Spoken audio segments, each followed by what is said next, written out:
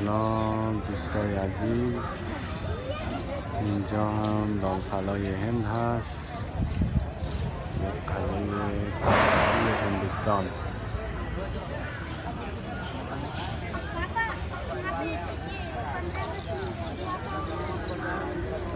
خیلی یک جای تاریخی هست، قلعه‌ای که خیلی از مردم ها میان اینجا به خاطر دیدن این قلعه بزرگ.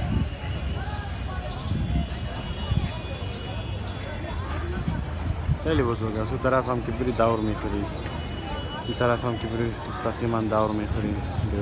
خیلی جای بزرگ است.